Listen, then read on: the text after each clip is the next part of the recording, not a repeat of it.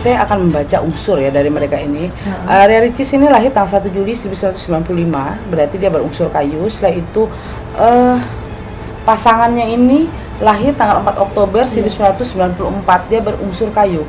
Ini kayu ketemu kayu lagi. Cowoknya tipikal orang yang agak sedikit pendiam, tidak terlalu banyak mulut ya, agak diem. Nah, tidak seperti dari yang perempuannya. Yang perempuan ini agak sedikit cerewet. Jadi yang dominan adalah yang perempuan. Itu yang saya lihat. Kalau dibilang hubungan rumah tangga mereka, jawaban saya sih baik-baik aja. Walaupun ada cekcok, ada pertengkaran sedikit karena tipikal pasangannya Ria Ricis ini kan orangnya diem ya. Jadi kadang-kadang dari yang perempuan ini meluapkan perasaan, meluapkan kekesalan itu kadang-kadang ada. Dalam rumah tangga mereka ini memang ada cekcok dalam rumah tangga, memang ada permasalahan yang saya lihat seperti itu.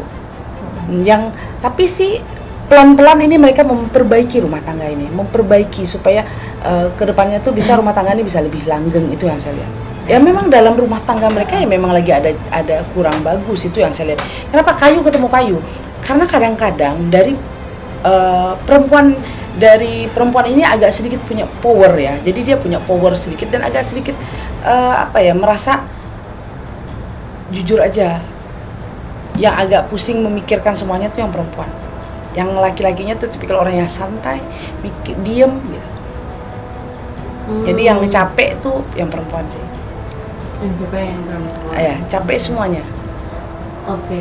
Apa termasuk masalah keuangan, mengingat mungkin Ria Ricis mungkin agak sedikit lebih tenar atau lebih ternama daripada sang. Ya, jawaban saya kan pasti masalah keuangan sebenarnya. Keuangannya ya, karena yang mungkin yang perempuan merasa saya ini capek banget sih, kok kamu nggak mikir-mikir sih bantu saya seperti itu. Itu yang kadang-kadang yang membuat ada cekcok. Tarot di keluar kartu seperti ini. Ini kartu the Fool ya. Jadi jawaban saya kartu yang laki yang menerima aja. Ya udah, bersyukur dengan yang ada ya, istri saya yang cari uang, ya udah deh, bersyukur aja gitu. Kartunya seperti itu, ya udah.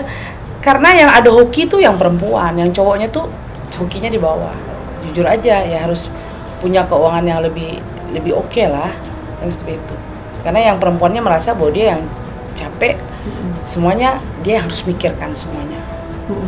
Ini masih baru, tapi nanti perjalanan rumah tangga itu pasti makin lama semakin besar cobaan.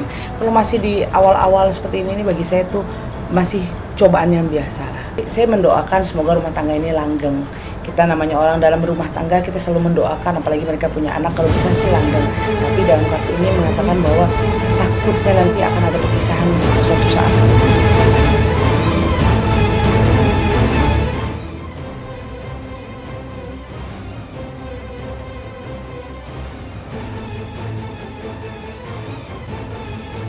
Dari sisi manajemen sosial media, saya melihat ketika ada seorang artis mengupload story-nya dan kemudian dia tidak melakukan klarifikasi dan situasi itu membuat publik bereaksi dan gaduh, tentu saja itu adalah sebuah upaya untuk tetap keep in touch dengan para netizen dan followernya. Kemudian benefit atau manfaat yang dirasakan oleh si pengupload tersebut adalah viralitas yang tetap terjaga. Jadi dari sisi niat menurut saya ini lebih kepada sebuah strategi agar kemudian artis tersebut senantiasa menjadi perhatian di kalangan netizen.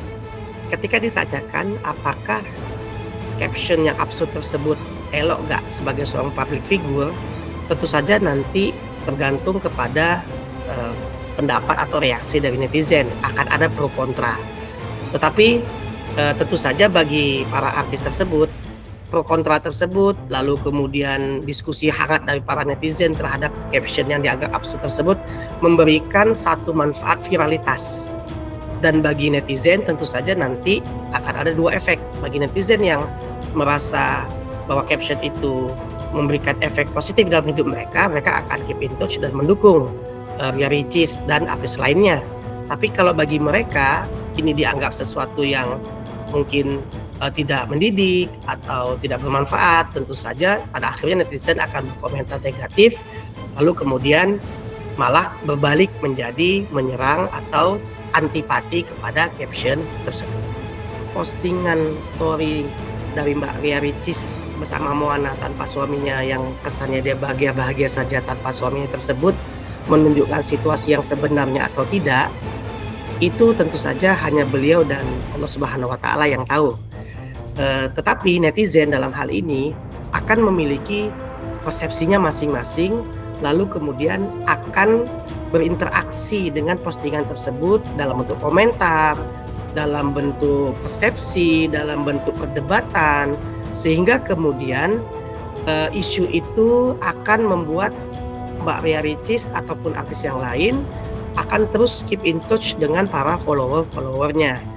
Jadi apakah ini sebuah strategi komunikasi sosial media agar tetap viral, atau dia sekedar ingin curhat terhadap kondisi keluarganya saat ini?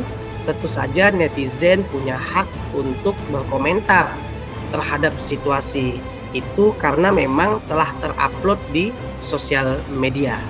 Mengenai situasi sebenarnya tentu saja tidak ada yang memahaminya 100%. Apakah baik ya public figure itu bungkam ketika dia telah mengupload sebuah story atau status yang membuat publik gaduh?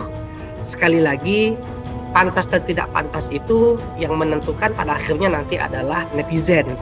Karena bagaimana nanti netizen menilai apakah seorang artis ini tetap layak untuk diikuti, dikomentari, terus dipahami situasinya, atau apakah public figure tersebut dianggap sudah tidak relevan lagi dengan rasa ingin tahu dan rasa positif dari para netizen terhadap artis tersebut. Jadi kebungkaman itu tentu saja bisa jadi sebuah strategi untuk mendapatkan interaksi di sosial media dan orang terus berkomentar sehingga menjadi viral, atau memang itu adalah waktu dari artis tersebut untuk berpikir apakah sudah benar apa yang dia lakukan ketika masalah pribadinya di-upload di sosial media, kemudian sosial media menjadi gaduh. Bisa jadi kediaman beliau adalah sebuah perenungan agar kemudian dia mengambil keputusan yang lebih bijak ke depan. Pada akhirnya semua efek dari hasil upload yang dilakukan itu dan telah menjadi viral tersebut akan berefek dua sisi. Bisa jadi positif, bisa jadi negatif, tergantung bagaimana tim manajemen artis tersebut memanagenya.